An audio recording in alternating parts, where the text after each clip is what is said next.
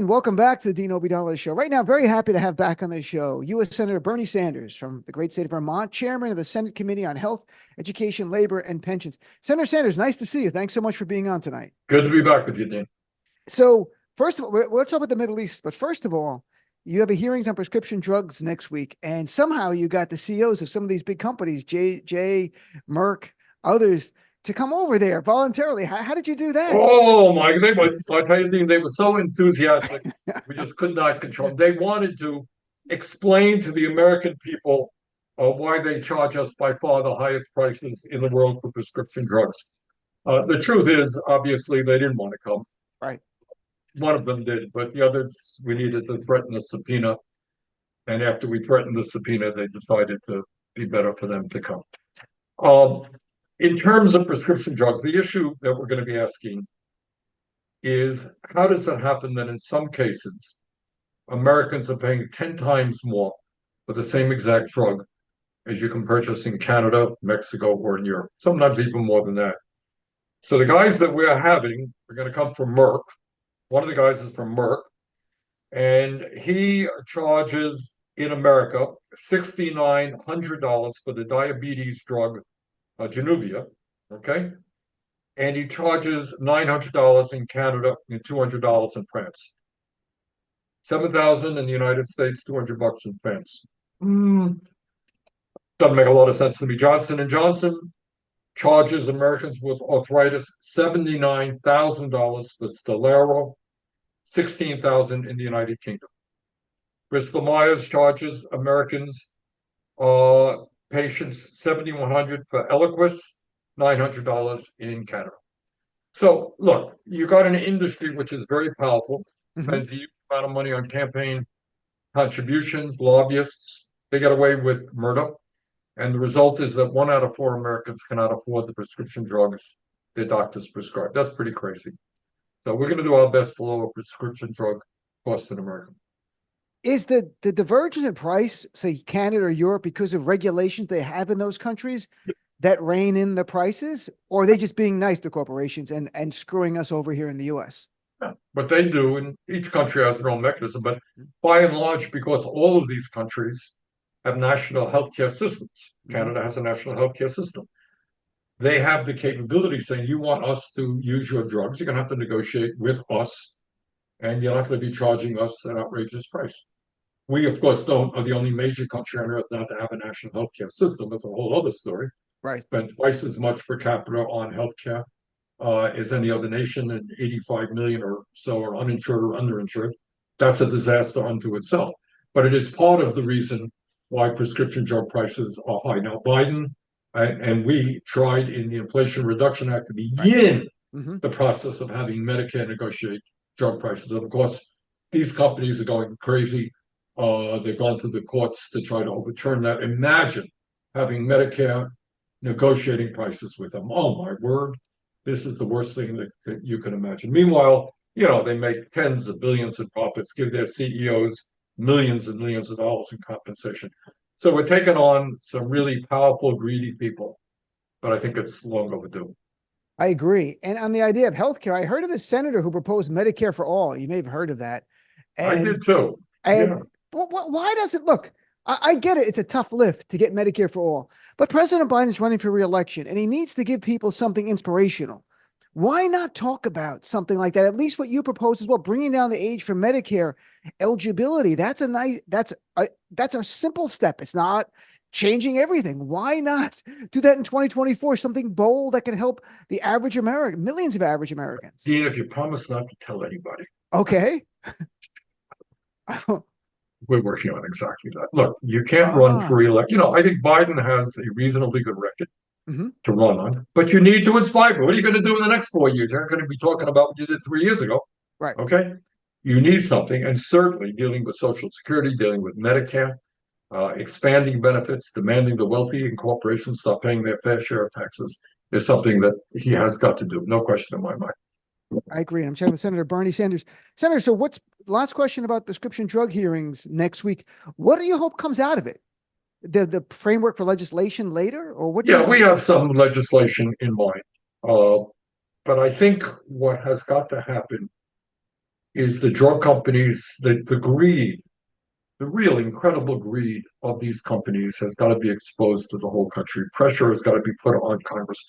You know, Dean, this is unbelievable but true. There are 100 members of the Senate, 435 members of Congress. Do you know how many pharmaceutical industry lobbyists there are in Washington? I think it's many per member of Congress, isn't it? I heard the You got statistic it. in the past. The 1,800 for 535 members, 3 per member. Three. Per- So if they don't get you on Monday, they'll get you on Tuesday. If you need a Republican, they'll bring in a Republican. You need a Democrat, you bring in a Democrat. They have enormous power. And then if that doesn't work, they got campaign contributions going to both parties. So it is, they're tough. But what people should understand, it's not just that 1 out of 4 Americans can't afford the prescriptions their doctors prescribe. That's crazy enough. Mhm. You imagine the insanity. You're sick. You go to the doctor. He says, all right, here's the prescription. You can't afford it. You're going to get sick, right? You end up in the emergency room. On top of that, you go to hospitals. You talk to the CEOs of hospitals. They're paying 15, 20% of their budget for prescription drugs. New cancer drugs are coming out for $200,000 a treatment. All right. And then that gets incorporated into the amount of money you pay for your insurance policies, Right. you know, your hospital costs. So it goes around, but bottom line is they're ripping us off. They are very, very powerful, and we've got to take them on. We do. And that's a difference from Democrats of the old or the old Right. school, which was just the corporations gave money to both parties and everyone was happy. And I think we see more and more demand by the base to be different. And we are seeing it, which is good. And so I'm chatting with our friend Senator Bernie Sanders. So I want to touch on the Middle East again, as I mentioned before we started. You know, thank you so much. You've been speaking out for Palestinian humanity for a long time. I remember vividly in the 2016 Democratic debate here in Brooklyn with Hillary Clinton, you talked about Palestinian humanity in Gaza, which no one talked about people in Gaza before. And now you've been consistent. And, you know, as I've said, and we talked about, our hearts can be big enough to mourn and want to protect the Israelis from terrorist attacks by Hamas and see what's going on in Gaza and being stunned and shocked because, as you noted in your op-ed for The Guardian, that it's not just an unfortunate tragedy. The U.S., we're supplying military. They're using our military armament to do a lot of what we're seeing. What do you want to see happen in terms of the American approach? Well, Dean, let me just start off by reiterating the obvious and important point that you made. And that is that Hamas is a terrorist organization. Mm-hmm. They killed innocent men, women, and children. They took over 200 hostages. They are a bad news group of people, and nobody should be supporting them. What they did was outrageous. Israel, in my view, had the right to respond and go to war against Hamas. Mm-hmm. But what they did not have the right to do was to go to war against the Palestinian people. And what we are seeing is really, I don't know what the adjective you want to use, but it is just shocking and horrific. You got 2.2 million people living in Gaza. As of now, some 26,000 have been killed by bombardments. And the estimate is that about 70% of those people are women and children. All right. You have some 67,000 people have been wounded, including a lot of children. On top of all of that, which is also unbelievable, you have about 85% of the population driven from their homes. Imagine you're living in a home, you're poor to begin with, let's be clear. Right. Gaza was a disaster before October 7th, but you're living in your home, your kids are there, the kids are going to school, you're going to the doctor, not great, but that's what it is. And suddenly you say, get out of your home. Well, where am I going? Get out of your home, you got to leave. 85% of the population, you know, close to 2 million, 1.8 million people driven out of their homes. They don't know where they're going. And then it turns out this is a safe zone. Well, it turns out not to be quite so safe because there might be a plane bombing it. And now what you're seeing, because of the difficulty of getting food into Gaza, and to be quite honest, Israeli restrictions at the border making it impossible, you know, you're seeing starvation. You're seeing people going without food. And this is a horror unto itself. For the children, it is even worse. If children deal with malnutrition, It's going to impact their whole lives. If the food came in tomorrow, there are many children in Gaza who will never fully recover physically, and God knows emotionally. Imagine being a 5-year-old child, seeing buildings collapse, people being killed, being taken out of school, being taken to God knows where, not knowing where you're going to be tomorrow. It is horrible, horrible, horrible. And the point that you made, which I made weeks ago, this is not some abstract horror show that's taking place in some far corners of the world. This is being done with U.S. military aid. America is complicit in this, and it has got to stop. Netanyahu is a right-wing politician, likely corrupt, trying to hang on to his position and continuing this war, I suspect, for his own political goals. We cannot sit back and allow hundreds of thousands of children to go hungry and be complicit in that. So that's kind of the mission that some of us are working on right now. No, I think it's great. I wrote for MSNBC about your proposed resolution to get the State Department to do a study in 30 days to see if our armament's being used. But the simple question you pose is, don't you want to know if the military armament we're providing is used to violate any human rights laws? And only 11 senators voted against tabling it. So that's stopped. But, I want to touch on the last thing on this point is the UN Relief Works Agency. The Israeli administration gave information to the U.S. government and some Western allies that there were 12 members of that UN Relief Works Agency that were involved in the October 7th attack. The UN Relief Works Agency said that a few have been killed, the rest have been fired and should be criminally prosecuted. But we, along with some other countries, have stopped the aid. And this is 12 employees out of 13,000 in the West Bank. This doesn't only provide the bare subsistence for Palestinians in Gaza, it's also in the West Bank. It's in East Jerusalem. It's in Jordan. It's in Lebanon. And I'm deeply concerned because I read they're going to run out of resources probably early February. And I saw you put a statement out. What would you like the UN Relief Works Agency to do, and what should we be doing? Obviously, you don't want anybody in UNRWA to be part of Hamas. Right. That goes without saying. And those people should be investigated, should be fired, should be punished. Do what you do. But you got, I believe, 13,000 UNRWA employees in Palestine. And the vast majority of them are Palestinians, ordinary people who are helping out. And by the way, many of them have died during this war already. You do not starve children because of the crimes that may have been committed by 12 people. That's what you do not do. All right. So I am going to do my best to demand that funding continue with UNRWA, who by and large have done a good job, difficult job, not only in Gaza, but in other hard-pressed areas around the world, getting food to people who desperately need it. And the last topic I want to touch on, I'm chatting with Senator Bernie Sanders. We're in the 2024 election. We are 279 days from the election because I counted down on my show. So we're literally 279 days, which will be here tomorrow, as we all know. It's going to be here tomorrow. The stakes have never been higher. We see that objectively about what Donald Trump and what this MAGA GOP confronts us with.